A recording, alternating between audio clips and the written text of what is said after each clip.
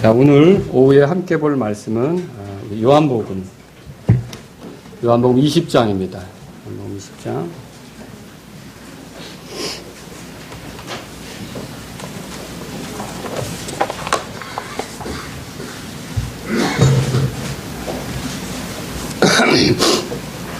(11절부터) (18절까지) 보겠습니다. 11절부터 18절까지 제가 읽겠습니다. 여기 읽기 전에 지난주에 우리가 잠깐 본 내용은 막달라 마리아가 무덤에 갔는데 예수님이 시신이 없는 거죠. 그래서 베드로하고 요한에게 가서 얘기했잖아요. 베드로와 요한이 달려갔죠. 확인 못했죠. 그러니까 없는 걸 이제 보게 됐는데, 목격했는데, 그런데도 이 시신이 쌓였던 그런 시신을 쌌던 아마포가 아주 특별하게 있었죠. 머리에 있었던 건 개켜 있었고, 그럼 개켜 있었다면 도둑이 훔쳐갈 때 그렇게 하지는 않을 거 아닙니까? 그리고 또 그 몸을 쌌던 것은 그대로 남았는데, 만약 제자들이 가져갔다 그래도 누가 또 그걸 풀고 갈 일은 없는데, 뭔가 심상치 않은 일이 일어났구나. 그래서 이제 부활에 대해서 아마 다른 제자라고 표현됐는데, 요한 같은 경우는 믿으면서 이제 목격하고서 믿으면서 간 걸로 생각이 돼요. 그 다음에 이제 이 사람들이 뛰어왔는데 나중에 이제 막달라 마리아가 또 온 거죠. 막달라 마리아가 그 자리를 떠날 수가 없었어요. 그 사건이 어떻게 전개되는지 한번 보자는 겁니다. 자, 11절. 그러나 마리아는 바깥에 돌무덤에 서서 슬피 울더라. 그녀가 슬피 울면서 몸을 구부려 돌무덤 속을 들여다보고는 흰옷을 입은 두 천사가 예수님의 몸이 놓였던 곳에 하나는 머리 쪽에 다른 하나는 발 쪽에 앉은 것을 보니라. 그들이 그녀에게 이르되 여자여 어찌하여 슬피 우느냐 하니 그녀가 그들에게 이르되 그들이 내 주를 옮겨다가 어디 두었는지 내가 알지 못하기 때문이니이다 하더라. 그녀가 이렇게 말하고 뒤로 돌이켜 예수님께서 서 계신 것을 보았으나 그분이 예수님이신 줄 알지 못하더라. 예수님께서 그녀에게 이르시되 여자여 어찌하여 슬피 우느냐 누구를 찾느냐 하시니 그녀는 그분을 동산지기로 생각하고 그분께 이르되 선생님이여 당신이 그분을 여기서 옮기셨거든 그분을 어디 두었는지 내게 일러주소서 그리하면 내가 그분을 모셔가리이다 하매 예수님께서 그녀에게 마리아야 하시거늘 그녀가 돌이켜 그분께 라보니여 하니 이것은 선생님이여 라는 말이라. 예수님께서 그녀에게 이르시되 내게 손을 대지 말라. 내가 아직 내 아버지께로 올라가지 아니하였노라. 다만 내 형제들에게 가서 그들에게 이르되 내가 내 아버지 곧 너희 아버지 내 하나님 곧 너희 하나님께로 올라간다 하라 하시니 18절 다 같이요. 막달라 마리아가 가서 자기 제자들에게 자기가 주를 보았으며 또 그분께서 자기에게 이것들을 말씀하셨다고 말하니라. 아멘.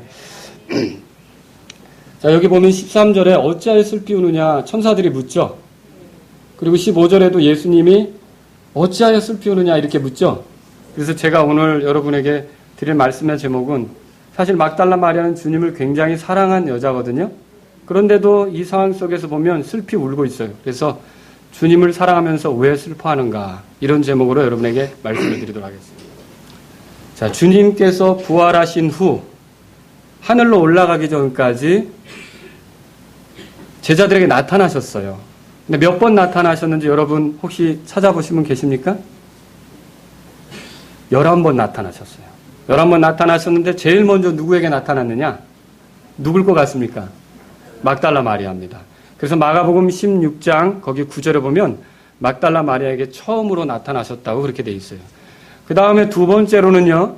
무덤에서 다녀오던 여자들. 그러니까 다시 말하면 막달라 마리아하고 같이 각기 이렇게 가서 혹시 예수님에게 향품을 부어드릴 수 있을까 해서 간 여자들이 있었잖아요. 이 여자들이 돌아가는 길에 예수님께서 만나셔서 다들 잘 있느냐 이렇게 말씀해 주셨던 것이 성경에 나온단 말이죠. 그리고 세 번째가 시몬 베드로에게입니다. 그래서 엠마오 마을로 가는 제자들에게 예수님이 나타나신 게 네 번째가 됩니다. 네 번째. 그리고 다섯 번째로는 도마가 없는 상태에서 제자들에게 나타난 거 있죠? 그게 이제 다섯 번째가 되죠. 요 첫 번째에서 다섯 번째까지는 다 예수님께서 그 안식 후 첫날, 그죠? 안식일 다음 날, 첫째 날에 다 사람들을 만나 주신 사건이 되겠습니다. 그리고 도마도 있는 자리에서 예수님이 다시 드러내신 적이 있었죠. 이게 8해가 지나서 성경에 그렇게 써 있는데 이게 이제 6번째가 됩니다.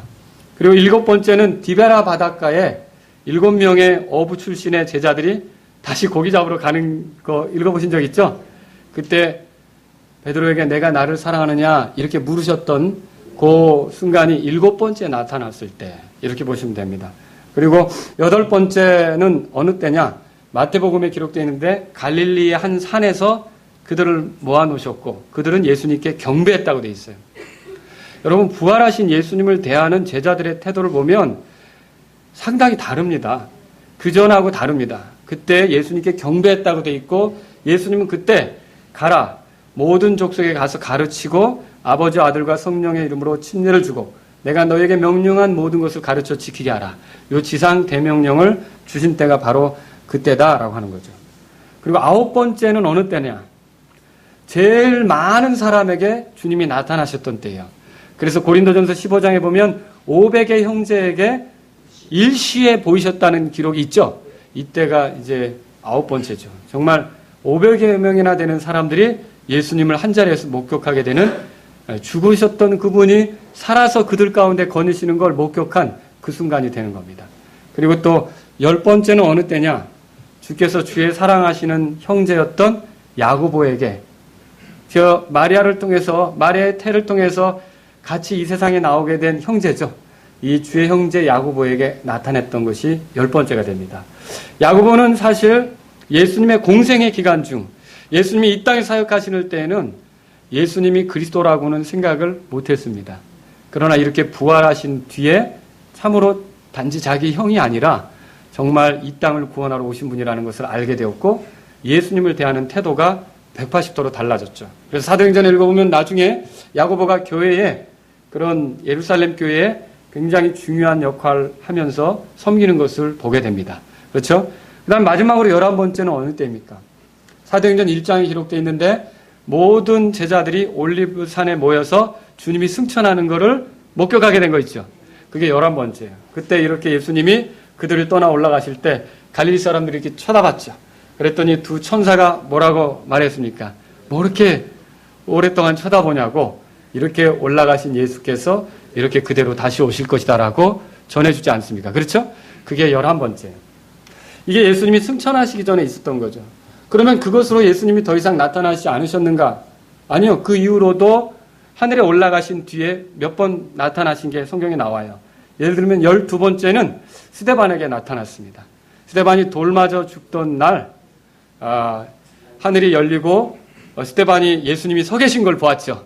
예수님이 스데반을 환영하는 것을 스데반은 목격하게 되었던 거죠. 그리고 또 여러분 그 13번째는 어느 때냐면 이 핍박자 사울이 다마스커스로 가다가 음성을 들으면서 그분의 빛에 그만 눌려 눈이 멀게 되고 그러면서 주님을 만나게 된 거죠. 그게 이제 12번째. 그래서 이날 이후로 사울의 인생이 바뀌죠. 자기가 난 나사렛 청년인 줄로 알고 그 사람을 따르는 게 유대교에서 이단적이다라고 생각해서 핍박하고 다녔는데 아니 그분이 나는 네가 핍박하는 예수다 그렇게 말하니까 예수님이 죽어 계신 거예요? 살아 계신 거예요? 살아 계시죠. 예수님이 살아 계신 걸 알았을 때 사울은 전율했고요. 그리고 정말 자기가 어리석은 짓을 했다는 것을 깨달았고요. 그리고 회개하고 오히려 그 이후로는 예수님께서 부활하셨다는 것을 증언하는 증인으로서 살아갔던 거죠. 또 우리가 14번째는 어디서 발견할 수 있냐면요. 반모섬에서 요한에게 나타났던 거. 여러분 읽어보신 적 있죠? 거기 마지막 때 되어질 일들을 이렇게 조목조목 예수님께서 알려주시는 거. 그 내용이 요한계시록이 되는 거예요. 이렇게 예수님은 제가 이 말씀을 드리려고 하는 건 예수님은 지금 살아계시다는 걸 말씀드리려고 하는 거예요. 예수님은 살아계십니다. 명백하게 많은 증인들이 그걸 목격했고요. 그 승천 이후로도 예수님이 살아계신 걸 경험한 사람들이 많이 있다. 그 얘기를 드리고 싶은 거죠. 자, 그 중에 오늘 우리가요. 예수님의 부활 후 첫 번째 만남이었던 막달라 마리아와의 만남을 살펴보려고 해요. 그리고 막달라 마리아가 얼마나 주님을 사랑했던 여자입니까? 그런데 이렇게 사랑했던 여자가 슬픔을 가지고 주님의 부활을 이해하지 못한 채 대하게 되는 장면을 보면서 우리가 주님을 사랑하는 사람이 가진 슬픔이 어떻게 처리될 수 있을까? 어떻게 극복이 될 수 있을까? 어떻게 이 슬픔이 기쁨이 될 수 있을까? 이 말씀을 통해서 한번 살펴보자는 거죠. 첫 번째로 살펴보려고 하는 건 이겁니다. 주님을 사랑하는 사람도 슬퍼할 수 있습니다. 라고 하는 거죠. 여러분, 주님을 사랑하는 사람도 슬퍼할 수 있습니다. 왜 슬퍼합니까? 주님을 따르는 사람도 때때로 눈물을 흘릴 때가 있죠. 슬퍼할 때가 있습니다. 자, 사랑하는 사람들과 헤어지는 거, 사실 막달라 마리아도 예수님하고 헤어진다고 생각을 한 거거든요. 그러니까 그렇게 슬픔에 잠겨 있었던 거죠. 여러분, 우리가 같이 예수님을 믿다가 물론 나중에 하늘나라에 가서 다 만나긴 해도 헤어진다는 것 자체가 이상하게 우리에게 눈물을 주고 좀 서운함을 주고 슬픔을 가져다 주는 거 아닙니까? 그래서 그리스도인들도 슬퍼할 수가 있습니다. 또 어느 때 슬픕니까? 자기 자신이 약하다는 걸 많이 느낄 때. 그런 경험 있으세요? 그것 때문에 슬퍼해보고 눈물 흘린 적 있어요? 내가 왜 이렇게 약한가? 내가 이렇게 하나님의 은혜를 알면서도 이렇게 살 수밖에 없는가? 이런 걸 느낄 때도 그리스도인들이 슬퍼할 수밖에 없다라고 하는 것이죠. 자, 막달라 마리아가 슬퍼했던 건 전적으로 주님 때문이었어요. 2절 보세요. 20장 2절. 주님을 사랑했는데 소중히 여기시는 주님이 무덤에 있어야 내가 준비한 향품도 바르는데, 그리고 내 애정을 쏟아붓고 주님의 마지막 장례를 좀 더, 사실 그날 예수님이 돌아가시던 날 너무 시간이 촉박해서 아리마대 요셉과 니고데모가 적당히 아주 빨리 처리하느라고 신속하게 하느라고 꼼꼼히 하지 못했는데, 그러면 내가 가서 좀 더 향품을 잘 발라드리고 잘 처리해드리고 싶은데 예수님의 몸이 죽은 시신이 있어요, 없어요? 없으니까 여기 내가 사랑하는 분의 시신이 어디로 사라진 거예요? 도난당한 거죠. 2절 다 같이 읽겠습니다. 시작. 이에 달려가서 시몬 베드로와 예수님께서 사랑하신 다른 제자에게 나아가 그들에게 이르되 그들이 주를 돌무덤에서 옮겨다가 어디에 두었는지 우리가 알지 못하노라 하니라 그랬어요. 그런데요, 예수님의 몸이 없어서 슬펐는데, 자, 냉철하게 생각한다면 이게 슬퍼할 일은 아니잖아요. 그리고요, 반대로 생각해 보죠. 거기 예수님 몸이 있는 게 더 슬플 일이에요. 그거 아닙니까? 약속한 셋째 날이 지났는데도 예수님이 거기 누워 있어요. 그러면 그렇게 믿었는데 그분의 약속이 모두가 다 허사죠. 그분이 거기에 누워 있는 게 더 슬퍼할 일이란 말이죠. 그런데 이 여자는 지금 거기서 예수님의 몸이 없는 게 슬픈 거예요. 사실 여러분 성경을 찾아보세요. 고린도전서 15장에 주님의 부활에 대해서 이렇게 중요하게 얘기합니다. 15장 17절 보세요. 17절, 18절 다 같이 읽겠습니다. 시작. 또 그리스도께서 일으켜지지 아니하셨으면 너희의 믿음이 헛되고 너희가 여전히 너희 죄들 가운데 있으며 그랬죠. 여러분, 그리스도께서 부활하지 않으면 우리가 여전히 죄들 가운데 있다는 거예요. 이건 우리가 그분이 우리의 구원자로 알고 우리를 죄에서 건져줄 분으로 알고 믿었지만 예수님이 부활하지 않았다면 속죄가 완성된 겁니까? 안 된 겁니까? 속죄가 안 된 거죠.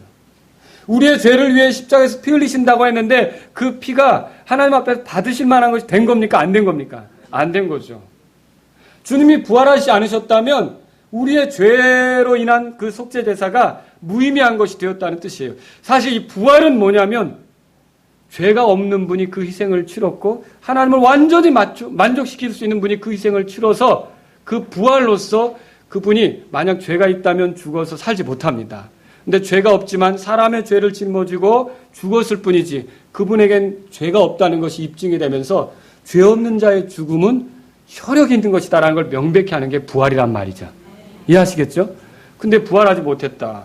그러면 여전히 너희 죄들 가운데 있다고 되어 있어요. 17절에 또 18절에 그래서 뭐라고 되어 있어요? 시작. 따라서 그리스도 안에서 잠든 자들도 멸망하였느니라. 그러면 예수님이 거기 무덤에 진짜 막달라 마리아가 갔는데 향품을 들고 갔는데 향품을 발라드리려고 이렇게 하는데 예수님이 거기 진짜 싸늘하게 누워있다. 그러면 그게 더 사실은 슬퍼할 일이에요. 그렇지 않습니까? 그러면 그리스도 안에서 죽는 자들에게 소망이 있어요? 없어요? 그런데 여러분이 예수님 믿고 죽을 때 소망이 있는 까닭은 우리 주님께서 거기에 누워있지 않기 때문입니다. 우리 주님은 살아나셨습니다. 우리 주님은 지금 살아계십니다. 이 자리에서도 살아계시고요. 우리가 그분이 살아계신 걸 말씀을 통해서 성령님의 인도하심 안에서 확인할 수 있는 거라는 거죠. 그분 살아계신 분이에요. 그래서 절대로 슬퍼할 일이 아닌데 막달라 마리아가 슬퍼하게 되었다라고 하는 거죠. 자, 여기서 여러분과 제가 생각해 볼 게 있어요. 이 주님에 대한 사랑도 믿음으로 통제되지 않으면 그것이 슬픔을 만들어내게 된다는 거죠. 다시 말하면 아무리 주님을 사랑한다고 해도 하나님 말씀의 근거에서 믿음을 갖지 못하면 불안해하고 슬퍼하고 어려워할 수밖에 없다는 거죠. 여러분, 일반 교회 그래요. 제가 과거에 그랬어요. 제가 주님을 사랑하지 않은 게 아닙니다. 주님을 사랑했다고요. 그런데 왜 제 마음이 불안했을까요? 제 마음이 천국에 갈 확신이 없이 왜 흔들렸을까요? 예수님이 좋은 분이라는 걸 느끼고 교회 열심히 봉사하고 충성했는데 왜 내가 주님을 사랑함에도 불구하고, 누가 물어보면 제가 3살 때부터 교회 다녔으니까 분명히 주님 편이었어요. 초등학교 때 알면 얼마나 알겠습니까? 옆에 짝꿍이 불교도였는데 석가모니가 더 세다고 하는데 왠지 화가 나는 거예요. 그래가지고 티격태격하면서 예수님이 더 세다고 하는데 사실 그때 저는 구원받지 못했거든요. 그런데도 주님 편이고 싶고 주님에 대해 사랑했고 이랬는데 왜 내 마음에 동요가 있었느냐는 거죠. 자, 그게 하나님의 약속, 하나님의 말씀에 근거해서 내가 믿음을 가지며 주님을 사랑한 게 아니라 쉽게 말하면 무대뽀로 사랑한 거예요. 오늘날도 마찬가지예요. 주님을 사랑하긴 해도 하나님 말씀에 의해서 믿음을 갖고 그 믿음의 소망을 가지면 사람이 슬퍼하게 됩니까? 기뻐하게 됩니까? 기뻐하게 되죠. 말씀의 소망이 있는데 주님을 사랑하는 것이 기쁨으로 사랑하는 일이 되죠. 그러나 아무리 주님을 사랑한다고 해도 말씀의 근거에서 믿는 게 아니라 그저 내 기분으로 주님이 좋으니까, 그저 주님이 왠지 그냥 호감이 가니까 그러면서 주님에게 이렇게 따뜻하게 한다고 하는 그런 사람들은 사랑하는 것 같지만 때로는 우울해하고 낙담하고 천국의 문제에 있어서도 흔들리고 이런 일이 생길 수 있다는 거죠. 그리고 또 누가 이렇게 주님을 사랑하면서 슬퍼합니까? 잘 들어보세요. 자신이 기대하는 바에 대한 집착으로 주님의 말씀을 외면하는 사람이 슬퍼하게 돼 있어요. 막달라 마리아가 기대했던 건 뭐예요? 주님의 시신이에요. 주님이 주시려고 하는 건 뭐예요? 왜 무덤에 그 무덤 입구에 돌을 옮기셨어요? 왜 천사들을 거기에 보내셨어요? 왜 그 아마포가 그대로 놓여있는 걸 보여주시고 왜 빈 무덤을 보여주시는 거예요? 주님이 막달라 마리아에게 알려주시고자 하는 건 뭐예요? 부활하신 거예요. 살아나신 거예요. 그런데 막달라 마리아가 원하는 건 뭐예요? 죽어 계신 시신이에요. 죽어 있는 몸을 원하는 거죠. 그러니 기쁠 수가 있냐는 거죠. 그러니 마음의 즐거움이 있느냐는 거죠. 여러분 마찬가지입니다. 오늘날도 주님이 보여주시려고 하는 거, 주님이 제시하려고 하는 게 아니라 내가 원하는 방식의 예수님을 원할 때는 여러분 슬퍼할 수밖에 없어요. 그러니까 그리스도인으로서 예수님 믿고 살아갈 때에도 내가 원하는 스타일의 예수님을 원하는 건지 주님이 제시하신 예수님을 원하는 건지 잘 생각하셔야 돼요. 사람들은 예수님에 대해서 무조건 나를 지켜주시고 내 편이 되시고 나의 인도자시고 좋은 쪽으로만 생각을 해요. 정말 그분은 좋은 분이고 선하신 분이 맞습니다. 그러나 그분이 죄에 대해서 심판하시고 공의로운 분이고 거룩한 걸 좋아하시고 죄에 대해서 아주 혐오하시고 회개해야 되고, 예수님이 오신 목적이 뭐예요? 죄인을 불러 회개하게 하게 하려고 온 거지 죄인을 그대로 죄 가운데 살도록 두려고 온 게 아니잖아요. 예수님을 모르면서 그저 편안한 대로 예수님을 이용하려고 하면 여러분 슬퍼하고 낙담할 수밖에 없다는 거죠. 무덤에는요, 여러분 그 두 천사가 있었어요. 이 두 천사가 막달라 마리아에게 물었어요. 13절 보세요. 13절. 요한복음 20장 13절입니다. 같이 읽겠습니다. 시작.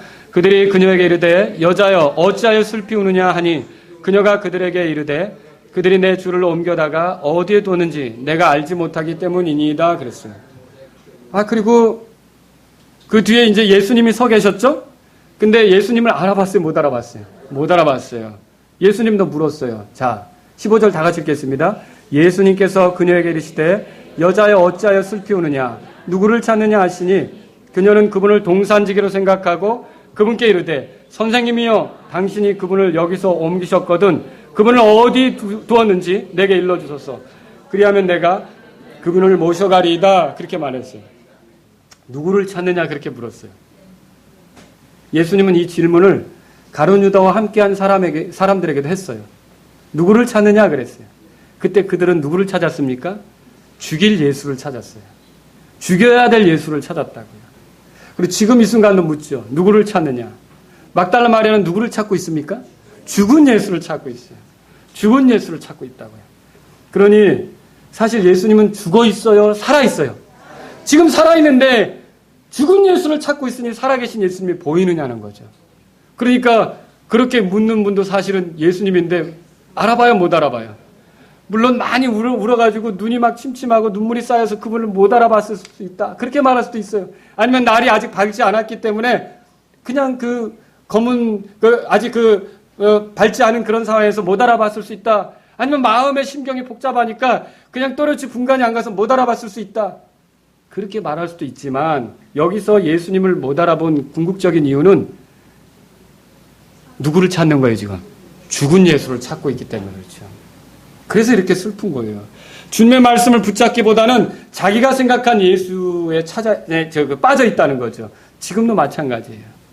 죽은 예수를 찾고 있으면 여러분에게 소망이 없습니다. 우울할 수밖에 없어요.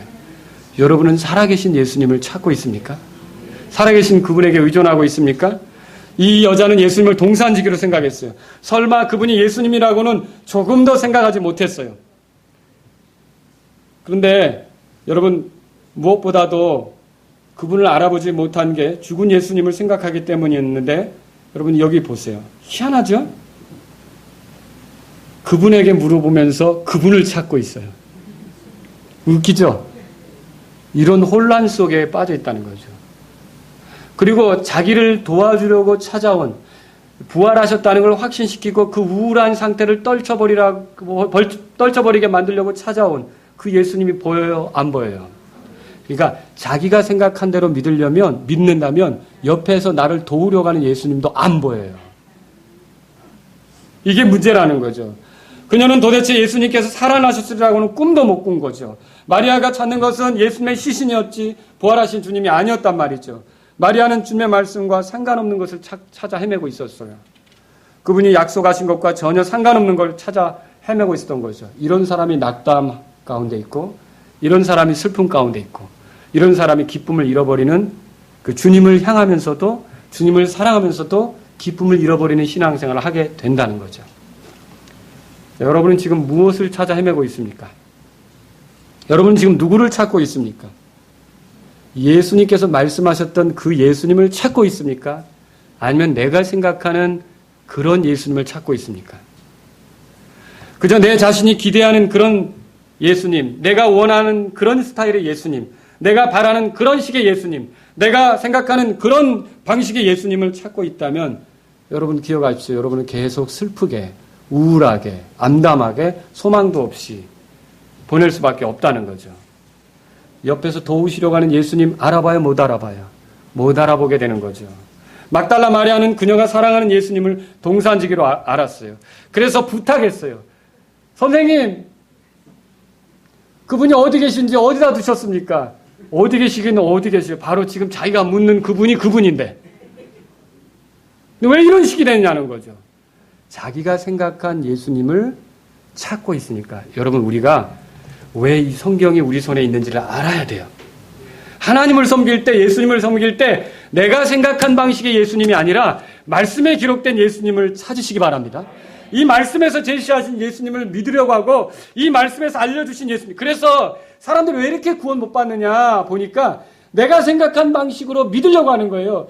내가 아무것도 한 게 없는데 그래도 좀 예배당에 뭐라도 바치고 예배당에 뭐 가서 좋은 봉사라도 해야 나를 구원해 주실 것이 아닌가. 그래야 예수님이 나를 보고서 그래 너를 위해 죽을 만하구나라고 챙겨줄 게 아닌가. 그러니까 구원 받아야 못 받아요. 그럼 못 받는 거죠. 그냥 내가 아무 어떤 자랑할 것도 없고 내세울 것도 없고 드러낼 것도 없지만 심각한 죄인이지만 예수님을 죽일 만큼의 하나님의 아들을 희생시킬 만큼의 심각한 죄인이지만 이런 죄인이라는 것을 정직하게 인정하고 나의 죄 때문에 십자가에 못 박이신 예수님을 구주로 받아들이면 그 사람은 기쁨이 생겨요. 왜냐? 내가 생각한 예수님이 아니라 성경에 약속한 예수님, 하나님이 제시한 예수님, 예수님이 보여주시는 그 예수님을 믿기 때문에 기쁨이 생긴단 말이죠. 제가 이 말씀을 드리는 건 여러분 가운데 어떤 사람이 신앙생활하면서 하나님을 사랑한다고 하면서 예수님을 사랑한다고 하면서 슬퍼지는 이유는요, 내가 생각하는 방식으로 되기를, 내가 생각하는 것이 이루어지기를, 내가 생각하는 예수님이시기를, 내가 기대했던 방식의 주님이시기를 자꾸 여기에 골몰하기 때문에 힘든 거예요. 힘든 거라는 거죠. 제가 두 번째로 드리고 싶은 말씀이 있습니다. 그런데 이 주님이 너무 고마우신 분이에요. 우리 주님은 정말 대단히 사랑이 많으신 분이에요. 어찌 그러느냐? 주님은 이렇게 답답하게 구는 마리아에게 찾아오셔요. 그래서 주님을 사랑하는 우리가 슬퍼하는 것에 대해서 가만히 계시지 않고 확신을 주시려고 하는 주님을 여러분이 이 본문에서 보실 수 있기를 바랍니다. 마침내 예수님이 그녀의 이름을 부르셨어요. 마리아야. 이건 마치 목자가 자기 양을 부르는 것 같아요. 마리아야. 주님은 때때로 우리가 허망한 생각 속에 잡혀 있을 때 우리가 정신이 번쩍 들게 하는데 우리 이름을 불러주시듯이 우리가 주님께 속한 사람인 것을 깨닫게 해주신다는 거죠. 자, 막달라 마리아에게 이렇게 불러주셨던 거예요. 이럴 때 막달라 마리아가 주님인 걸 알아봤죠. 그래서 라보니오 그렇게 불렀어요. 16절 다 같이 읽겠습니다. 16절 시작. 예수님께서 그녀에게 마리아야 하시거늘 그녀가 돌이켜 그분께 라보니오 하니 이것은 선생님이여 라는 말이라. 주님은 그녀를 사랑하셨어요. 여러분 대답해 보세요. 여러분이 주님이라면 그녀가 주님을 믿는 믿음이 어때요? 대단한 것 같습니까? 형편없는 것 같습니까? 주님을 사랑하는 건 맞지만 믿음대로 움직이고 있습니까? 믿음은 전혀 꽝입니까? 꽝이에요, 꽝. 형편없는 믿음의 여자예요. 또 자기 생각대로 고집 부리는 여자죠. 그냥 무덤이 열린 것을 봤어요. 빈 무덤인 걸 봤어요. 그리고 천사들이 있는 것도 봤어요. 조금 예수님 말씀하시기 전에. 그런데도 그게 지금 중요한 게 아니에요. 어디 갔지? 어디 갔지? 그리고 예수님이 누구를 찾느냐? 그런데 주님 그랬어야죠. 그런데 어디다 두셨나요? 정말 믿음으로 보면요. 빵점이에요. 빵점. 막달라 마리아의 믿음이 이렇다는 거죠. 그만큼 주의 말씀을 신뢰합니까? 신뢰하지 못합니까? 이게 성도들도 여러분이 설교 들으면서 아멘 아멘 하죠? 문 밖에 나가면 말씀으로 해야 될 때가 닥칠 때 말씀을 까마득하게 잃어버릴 수도 있어요.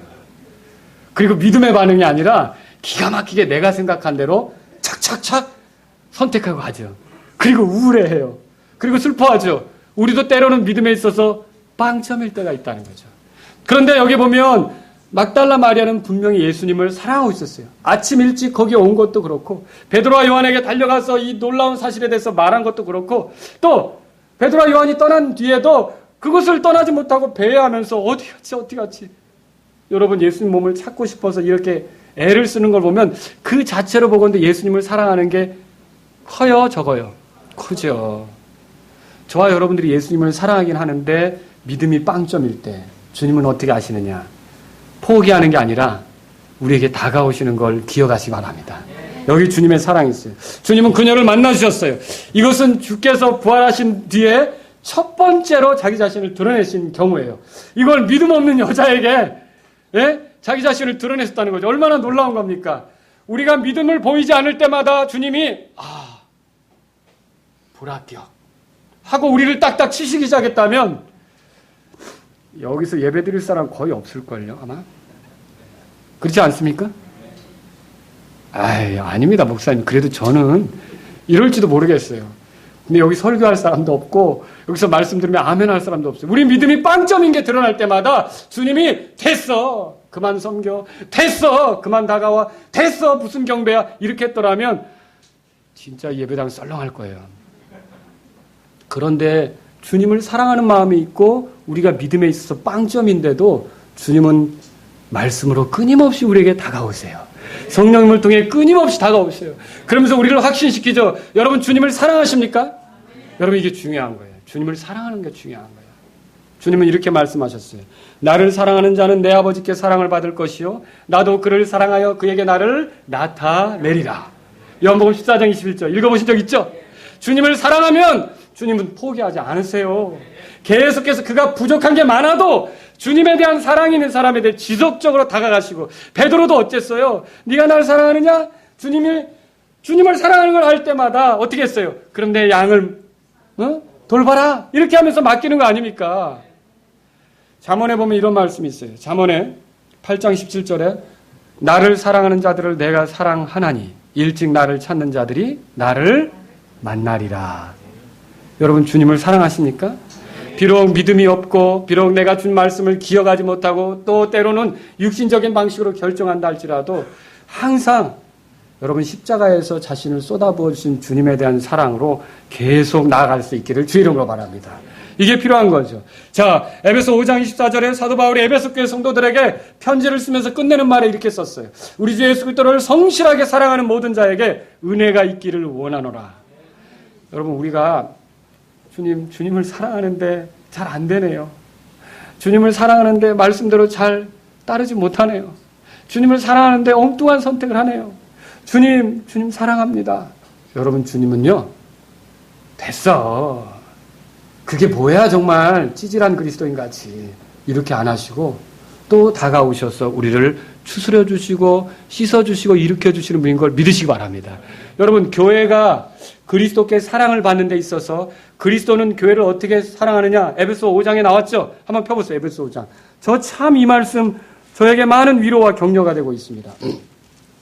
25절. 그래서 제가 지난 수요일에 모든 남편들이 이런 방식으로 자기 아내를 사랑해야 된다고 그랬죠. 25절. 남편들아, 너희 아내 사랑하기를 그리스도께서 교회를 사랑하사 교회를 위하여 자신을 주신 것 같이 하라. 이것은 그분께서 뭐라고 했어요?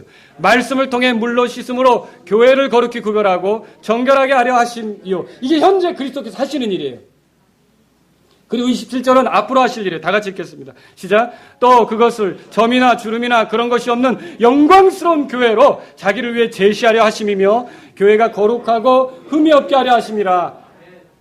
무슨 말입니까? 성경에 읽어보면 주님의 교회들 다 문제가 있어요. 고린도 교회 육신적이잖아요. 라우디가 교회 아주 배만 불러가지고 게으르잖아요. 에베소 교회 처음 사랑 잃어버렸잖아요. 이 갈라디아 교회 복음을 받아놓고 또 율법을 지켜야 되는 것처럼 가르침대로 안 하잖아요. 성경에 보면 문제 많은 교회들이 많다는 거죠. 그런데 그 문제 많은 교회들을 놓고 예수님이 어떻게 하시냐면 말씀으로 씻는다고 돼 있어요. 그러니까 성도들의 부족한 면이 드러날 때 예수님이 그때마다 포기하는 게 아니라 지속적으로 말씀으로 씻어주신다는 거죠.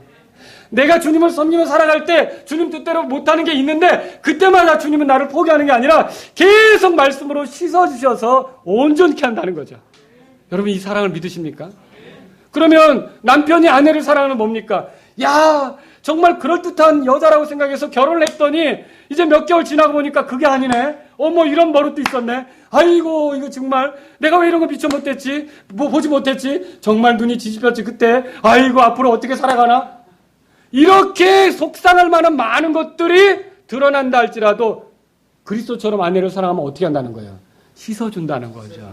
덮어준다는 거죠. 품어준다는 거죠. 주님이 그걸 얘기하고 있어요. 그래서 어떻게 합니까? 우리를 영광스러운 교회, 흠도 없고 점도 없는 영광스러운 교회를 세우려고 하는 거 아닙니까? 이걸 그래서 나를 통해 내 아내가 더 아름답게 되고 내 섬김을 통해 내 아내가 더 빛을 발하도록 하라고 이 말씀을 통해서 우리에게 주는 거 아닙니까?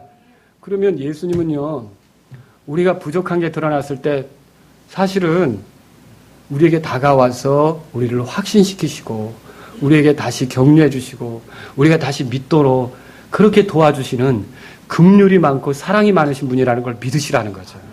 저와 여러분들이 믿음대로 잘 못하고 말씀대로 걷지 못할 때 주님은 어떻게 하시느냐? 어떻게 하면 또 이 형제를, 어떻게 하면 이 자매를 말씀으로 확신시켜서 바로 그 자리를 털어버리게 할까? 어떻게 하면 그 상태에서 벗어나서 더 영광스러운 사람으로 나아가게 할까? 어떻게 하면 더 주님을 기쁘게 섬기는 사람으로서 확고하게 세워줄까? 주님의 생각, 주님의 활동, 이 모든 것이 그거라는 거죠. 여러분, 우리가 섬기는 예수님은 이런 분이에요. 감사하지 않습니까?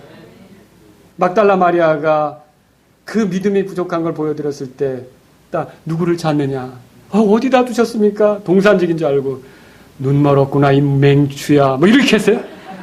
아이고, 내가 그렇게도 안 보이더냐, 이 사랑이면 다냐, 이렇게 했어요? 아니죠. 마리아야, 이 부를 때 마리아야. 여러분, 여러분 혹시 이렇게 생각하잖아요. 마리아야! 이렇게 불렀다고 생각하세요? 목자가 자기 양을 부르듯이 마리아야. 긍휼과 사랑 어린 목소리로 마리아를 부르시는 예수님이 우리가 어긋났을 때, 우리가 잘못 갔을 때, 우리가 어리석게 굴 때 우리에게 다가와서 동선아, 넌 내 양이 아니냐? 동선아, 내가 너에게 한 말씀을 잊었느냐? 동선아, 내 약속에 대해서 확신을 가져라. 동선아, 눈을 들어서 살아있는 나를 봐라. 여러분, 주님이 이렇게 확신시켜 주시는 분인 걸 믿으시기 바랍니다. 이런 분을 우리가 섬기고 있는 거예요. 예수님께서 그녀에게 말씀에 대한 확신과 소망을 주시고자 한다는 거죠. 예수님을 알아보았을 때 마리아의 마음은 어땠을까요? 여러분, 아니 갑자기 시신만 찾았는데 죽은 줄로 알았는데 마리아야 하는데 이걸 표현을 못해. 만약 여러분이 그 자리에 있으면 심장이 약한 분은 졸도했을 수도 있어요. 근데 분명히 죽은 줄로만 알았는데 동산직인 줄로도 알았는데 어디다 시체 두셨냐고 막 그렇게 했는데 마리아야 하는데 보니까 예수님이셔요. 그럴 때 여러분은 어땠을까요? 여러분이라면 한번 그 상태에 있다고 생각해 보세요. 어땠을까요? 예수님? 이랬을까요? 여러분 창세기 45장 보세요. 창세기 45장. 창세기 45장입니다.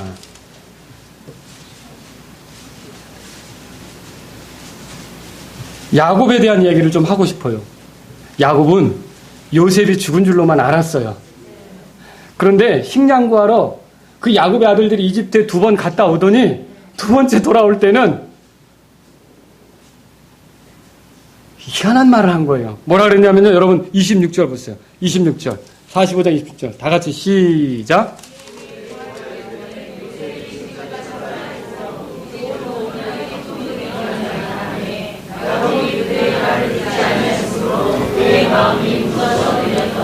자, 요셉이 죽지 않았습니다.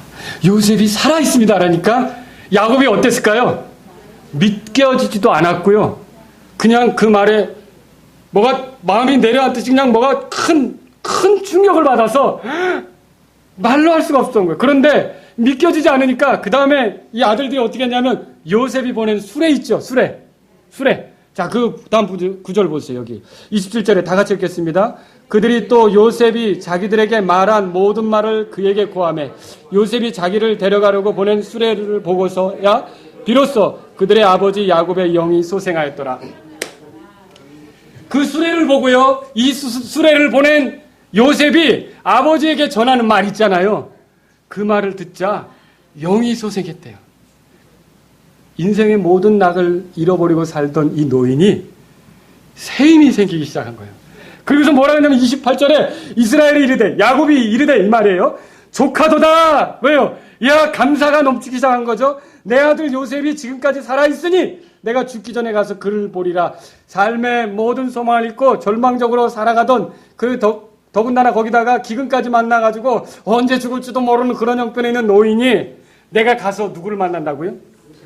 그러면 이 이집트까지의 여행이 쉬운 여행은 아니지만 내가 이 여행을 해버리라. 뭐가 생긴 거예요? 의욕이 생기고 용기가 생기고 도전하는 마음이 생기고 뭔가 해봐야겠다는 그런 마음이 생긴 거죠. 어떻게 해서 이렇게 생기느냐는 겁니까? 예수님이 부활하신 것을 확실히 믿는 사람들은요, 어느 상황에서든지 삶이 용기가 생기고 도전하는 마음이 생긴다는 걸 믿으시기 바랍니다. 요셉이 살아있다는 것을 들었을 때 이 야곱이 확 마음이 바뀐 것처럼, 이 영이 소생한 것처럼 저 여러분도 어려운 순간마다 하나님께서 이 땅에 구원자로 보내신 예수님께서 나의 죄 때문에 죽은 걸로 끝난 게 아니라 지금도 살아계시다는 걸 믿으십시오. 그러면 놀랍게 새 힘이 솟아나고요. 인생을 다시 살아볼 만한 의욕이 생기고요. 도전할 만한 용기가 생기고요. 모든 것이 바뀌게 된다라고 하는 것이죠.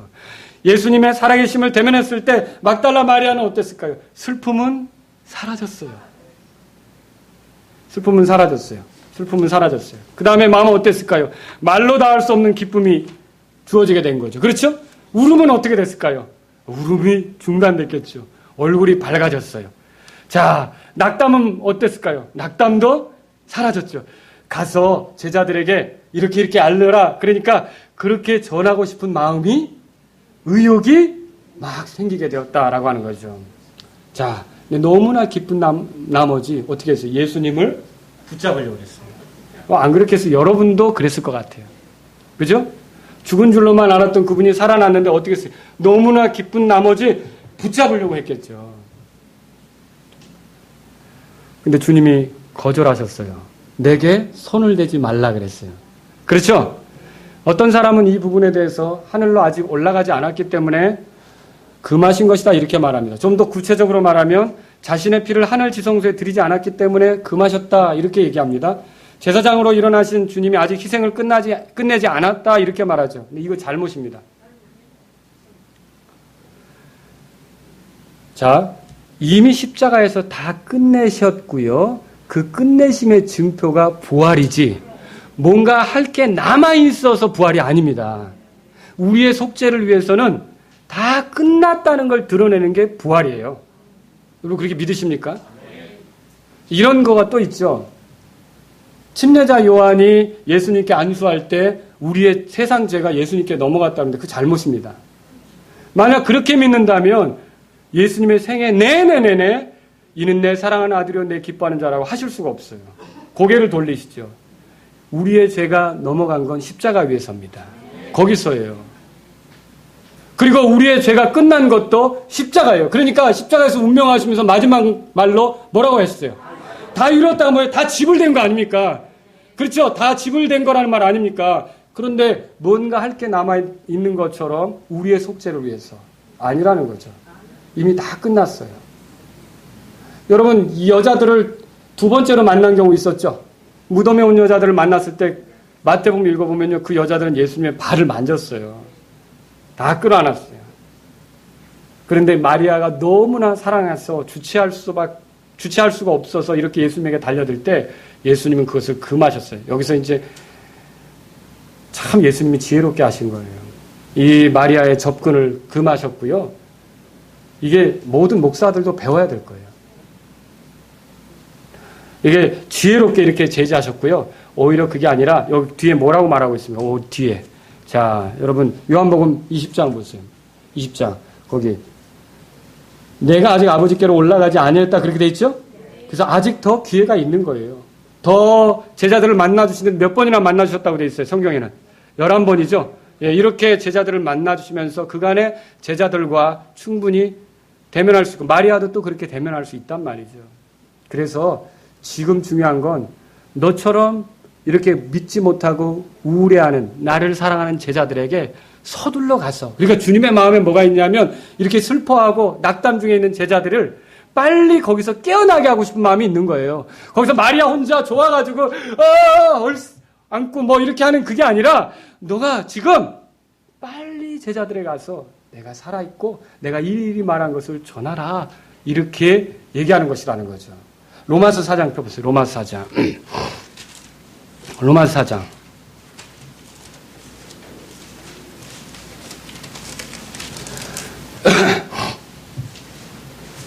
25절 보십시오. 자, 다 같이 읽겠습니다. 시작. 그분께서는 우리의 범죄로 인하여 넘겨주셨으며 우리의 칭의를 위하여 다시 일으켜지셨느니라. 그러니까 그분이 다시 일으켜지신 건 우리의 칭의를 위한 것이다. 성경에 그렇게 말하고 있어요. 이 말은 예수님이 부활하셨을 때는 이미 우리의 의가 되시기에 충분한 형편에 있으시다는 거죠. 뭐가 부족해서 뭘 더할 위치에 있는 게 아니라 무언가를 더해야 하는 위치에 있는 게 아니라 무언가 해야 할 일이 남아있는 게 아니라 이미 우리를 의롭게 하기에 충분한 위치, 우리의 죄를 다 처리해서 완전히 구속을 이룬 위치, 그런 위치에 있다는 말입니다.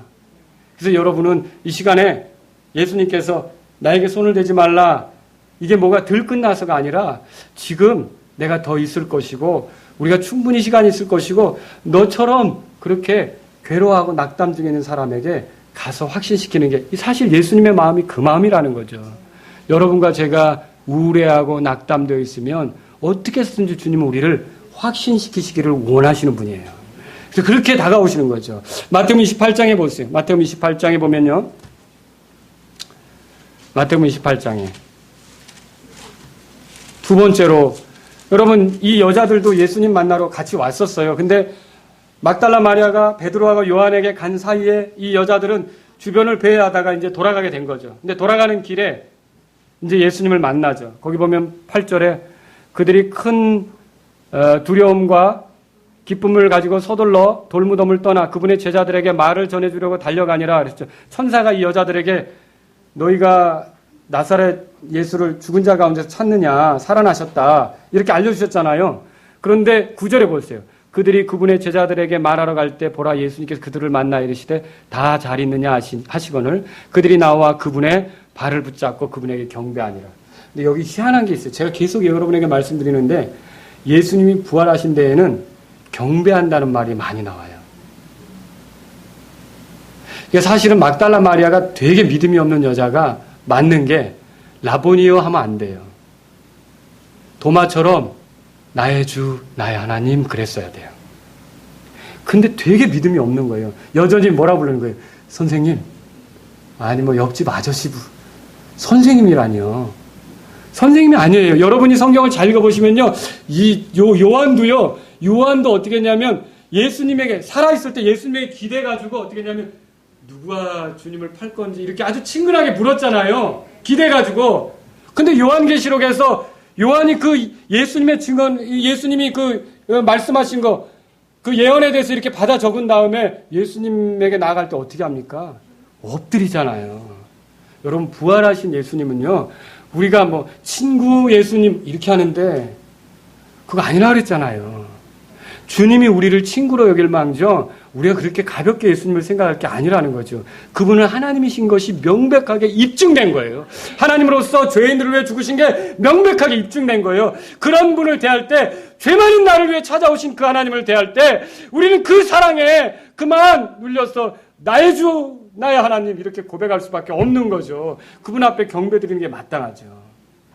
근데 제가 드리고 싶은 말씀은 이렇게 믿기가 어려운 막달라 마리아에게 예수님이 찾아가서 확신시켜 주셨다라고 하는 것입니다. 왜 확신시켜 주셨을까요? 세 번째로 말씀드리고 싶은 게 이거예요. 주님은 주님을 사랑하는 우리가 믿음으로 살기 바라시기 때문에 그렇습니다. 막달라 마리아는 주의 제자들에 가서 자신이 주님을 보았다고 전했어요.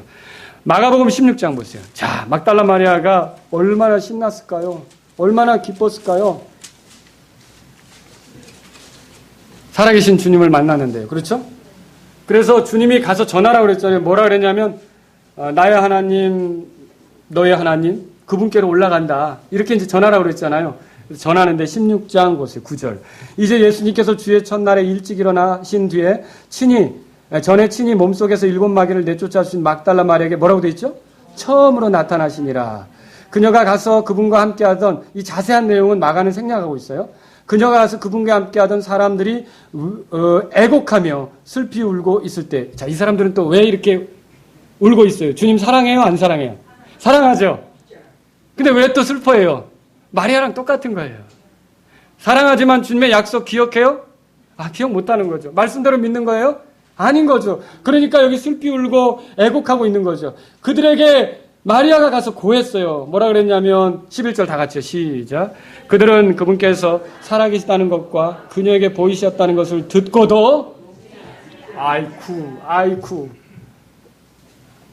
주님이 정말로 원하는 건 뭐라고요? 믿는 거예요. 그래서 요한복음 20장을 읽어보더라도 도마에게 나타나서 도마도 안 믿었죠? 나는 보지 않고는 못 믿겠다. 여드레 이 뒤에 예수님께서 나타나셨잖아요. 도마야, 네 손을 여기 만져보고 네 손을 내 옆구리에 넣어보고 믿음 없는 자가 아니라 믿는 자가 되라. 그렇게 말씀하셨잖아요. 그래서 도마가 만져봤잖아요. 그리고 뭐라 그랬어요? 나의 주시며 나의 하나님. 그때 예수님 뭐라 그러셨어요? 너는 나를 보고 믿었으나 보지 않고도 믿는 자들은 복이 있도다. 주님이 정말로 우리에게 원하는 게 뭐예요? 주님에 대해 믿음을 가지고 나아가는 거라는 거죠. 이 제자들에게 왜 막달라 마리아를 보냈어요? 이 제자들도 믿고 슬픔을 깨치길 원했던 거예요. 그런데 막달라 마리아가 가서 자기가 경험한 걸 얘기해요. 내가 예수님 만났어. 예수님 살아계셔. 또 예수님이 이렇게 말했어. 이렇게 하래. 그런데 믿었어요? 안 믿었어요? 안 믿었어요. 그래서 예수님이 그날 해가 지기 전에 이 제자들에게 또 직접 오시는 거예요. 여러분, 제자들 징하죠. 그죠? 이렇게 예수님이 믿게 하려고 하는데 되게 안 믿잖아요. 그죠? 그런데 예수님 포기하셔요? 여러분, 내가 그렇게 부족해도 예수님은 십자가의 피로 나를 사셨기 때문에 포기하지 않습니다. 마귀가 나를 집요하게 쓰러뜨리려고 해도 나를 세우려고 하는 예수님의 그 강한 것을, 강한 힘, 강한 지혜, 긍휼, 이걸 이길 수는 없습니다. 내가 얼마나 약하든지 나를 확신시키고 나를 믿게 만들려고 하는 그 예수님의 열정을 능가할 수는 없습니다. 예수님은 끊임없이 우리를 말씀으로 씻어주시면서 계속 주님 앞에 서도록 우리를 이끌어주시는 걸 믿으시기 바랍니다. 이런 예수님을 찬양하시기 바랍니다. 내가 쓰러지고 내 멋대로 해가지고 낙심도 하고 슬퍼하고 좌절하고 도대체 뭔가 주님은 사랑하는데 기쁨이 하나도 없고, 그런데 예수님은 뒤로 떨어져서 그래 잘해봐 이게 아니라 끊임없이 손을 내밀고 끊임없이 다가와서 지치지 않는 모습으로, 마귀도 지치지 않지만 마귀보다 더 지치지 않는 모습으로 예수님이 끊임없이 손을 내미는 걸 찬양하시기 바랍니다. 변함없이 나를 향하여 오시고 나에게 확신시키려고 하시고 나로 하여금 믿게 하시고 말씀 안에 거하게 하시고, 이런 예수님을 여러분이 찬양하시기 바랍니다. 예수님이, 우리가 믿는 예수님 바로 그런 분이라는 거죠. 주께서 살아계심을 믿지 않는 사람은 그러나 계속 제자들처럼 우울해질 수밖에 없어요. 애고갈 수밖에 없어요. 왜 그렇습니까? 여러분, 히브리서 4장 보세요. 히브리서 4장. 히브리서 4장입니다. 야, 그래서 여러분은 성경을 읽을 필요를 더 느끼는 거예요. 그러니까 서당께 3년이면 풍어를 읽는다 그러잖아요. 그러니까 성경책 한 번도 안 읽고 들은 풍어리면 뭘 하겠지. 근데 그런 사람 만나면 다 진짜 앞뒤가 안 맞고 어디서 저기 다 짜집게 가지고 얘기를 하는데 하나도 안 맞는 엉뚱한 얘기를 해요. 그런데 성경을 읽고 성경의 신뢰를 들고 하나님 말씀을 의지하기 시작하면 여러분의 신앙이 정돈되어져 가는 걸 믿으시기 바랍니다. 주님은 그렇게 되는 걸 원하시요. 히브리서 4장 2절에 보세요. 여기 이렇게 돼 있어요. 출애굽한 이스라엘 사람들이 다 상속을 누렸어요? 그렇지 않았죠. 그렇죠? 여러분, 상속이라는 문제가 나올 때마다 잘 생각하셔야 돼요.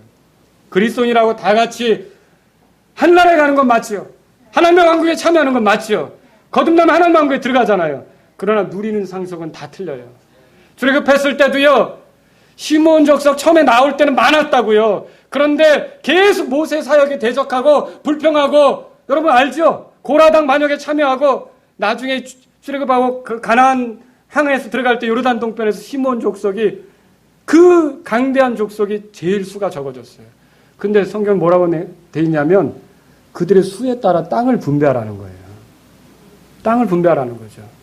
여러분이 주님 앞에 풍요로운 상속을 누리기를 원한다면 내가 얻은 이 구원의 기회, 이거요 정말 의미 있게 쓰실 수 있기를 바랍니다.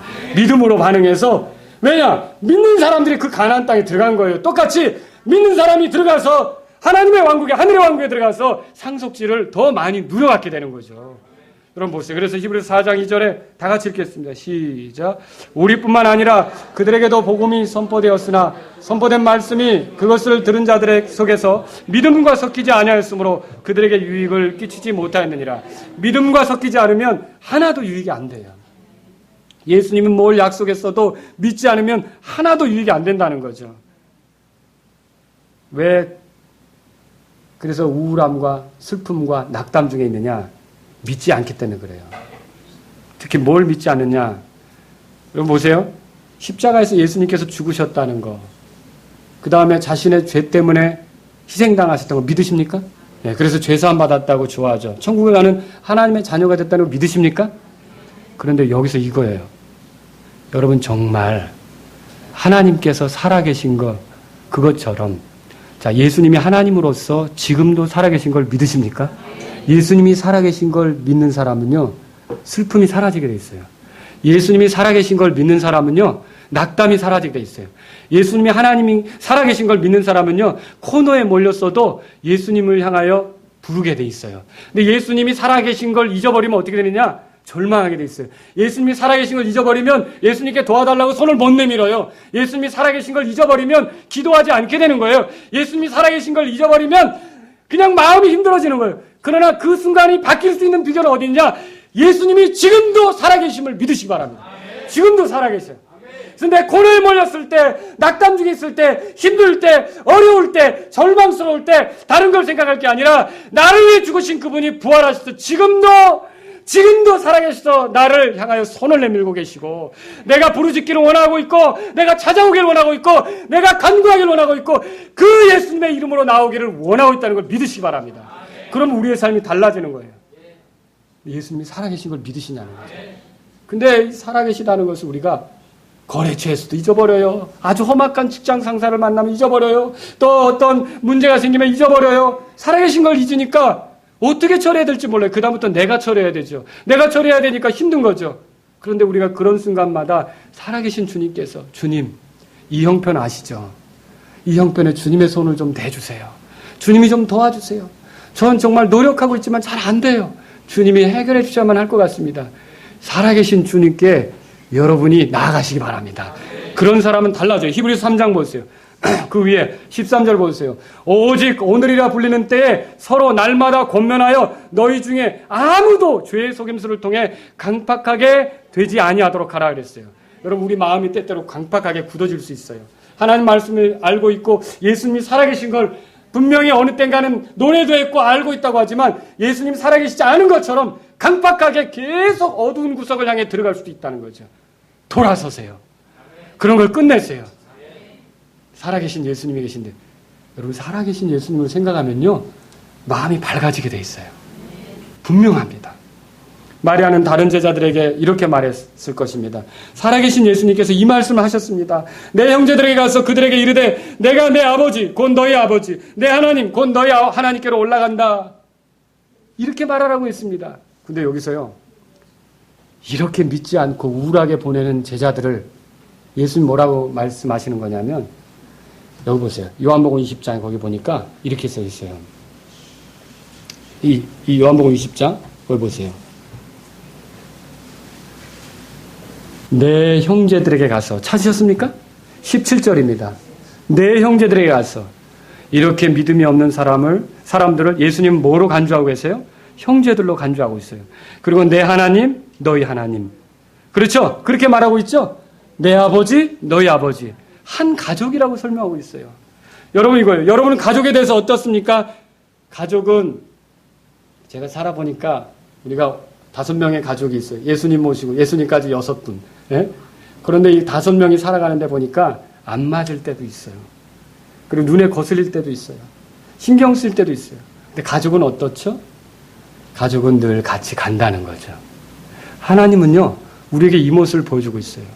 비록 예수님의 눈에 저건 아닌데, 예수님의 마음에 저건 아닌데, 그런데도 예수님은 그 제자들을 놓고 뭐라고 말씀하세요? 내 형제들에게 가서 내 아버지, 그들의 아버지, 내 하나님, 그들의 하나님. 그러면서 그 믿음이 부족한 가족들을, 그 믿음이 부족한 형제들을 자기 가족처럼 생각해서 끝까지 가야 될 사람들로, 끝까지 이끌어줄 사람들로, 끝까지 붙잡아주고 세워줘야 될 사람들로 예수님이 여기서 확인시켜주고 있다는 거죠.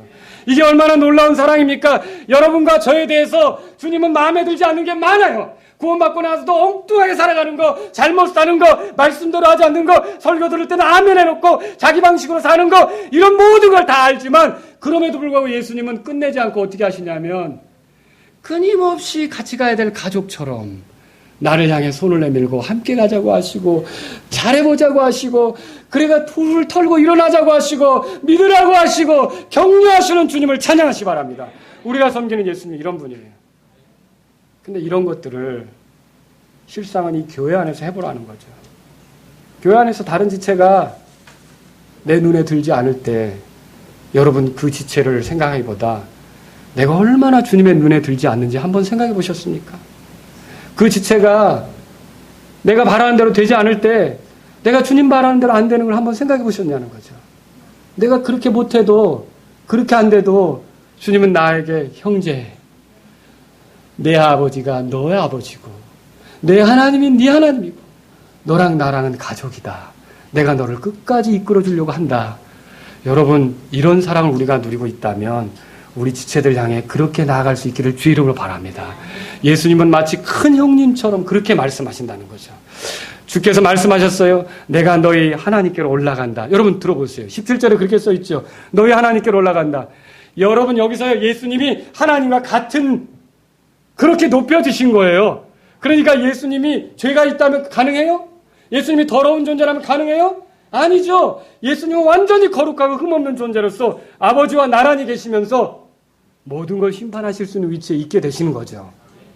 그런데 여기에 가시는데 이게 뭐예요? 우리의 구원을 다 이루셨다는 거 아닙니까?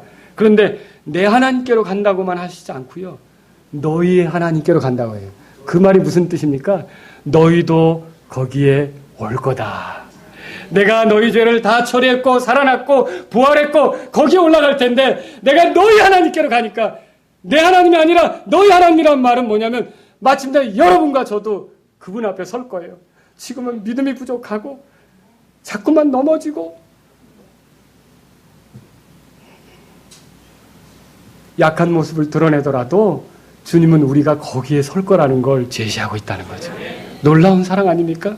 나는 너희들을 피로 샀고 너희들을 위해 죽었는데 끝까지 포기할 수 없다는 거예요. 사실 여러분 믿으세요. 마귀는 휴일이 없습니다. 우리 주 예수님 쉬는 법 없으십니다. 끊임없이 우리들을 위해 중보하고 변호하시며 성령님을 통해 우리를 돕고요. 마귀보다 더 치열하게 우리를 붙잡아 주시려고 하는 이 예수님을 의지하시기 바랍니다. 이런 예수님을 우리가 섬기고 있어요. 말씀을 정리하겠습니다. 왜 사람들이 주님을 사랑하는데도 구원에 대해 흔들립니까? 기록된 주의 말씀을 믿지 않기 때문입니다. 오늘날 교회 다니는 많은 사람들이 주님에 대한 사랑을 표현하지만 죽은 이유만 생각하면 슬퍼지고 흔들리는 이유가 어디 있습니까? 말씀에 따라 거듭난 사실이 없기 때문입니다. 사람을 살리는 건 교회 오래 다닌 횟수가 아니라 살아계신 하나님의 말씀인 걸 기억하시 바랍니다. 말씀에 소망을 둔 사람은 결국 살아나지만 말씀에 소망을 두지 않는 사람은 오랫동안 주님을 사랑하는 것 같아도 슬프고 우울하게 보낼 수밖에 없다는 거죠. 제가 우울하고 낙담 중에 보내던 날들을 언제 깨뜨렸느냐? 바로 이 말씀이 저에게 다가와서 예수님께서 무엇을 하셨는지 선명하게 보여주던 날, 저의 죄의 짐이 사라지는 걸 느꼈고 저는 예수님께서 저의 온전한 구원자라는 걸 믿게 되었으며 기쁨이 생기기 시작했고 주님 안에서 품어지게 되었습니다. 여러분들에게도 그런 경험이 있으시길 바랍니다. 자신이 생각하는 예수님을 믿는 것과 예수님이 제시하신 예수님을 믿는 것은 엄청난 차이를 만듭니다. 주님께 감사드려야 될 것은 주님은 우리가 그분을 향한 사랑이 정상적이 되도록 믿음을 갖게 하십니다. 그 부족한 믿음에 사람들에게 인내하시면서 저와 여러분들에게 주의 말씀을 기억하지 못하고 슬퍼하며 낙담 중에 있고 제멋대로 해서 어리석은 방식으로 헤매고 있는 우리들을 향해서 중단하지 않고 찾아오셔서 확신을 시켜주시려고 하는 다가오시는 예수님을 생각해 보시기 바랍니다. 그렇게 높으신 분이 자신을 사랑하는 자들을 형제로 가족으로 간주해서 끝까지 이끌어 주시려고 하는 이 사랑을 생각할 때 여러분이 지금 얼마나 힘든지 모르겠지만 그 예수님 생각하고 일어날 수 있기를 주의로 바랍니다. 힘을 내시길 바랍니다. 주님은 꾸짖기보다 계속적으로 확신시키며 데려가려 하십니다. 그런 사랑을 우리가 누리고 있는 거예요. 참 대단하신 주님이에요.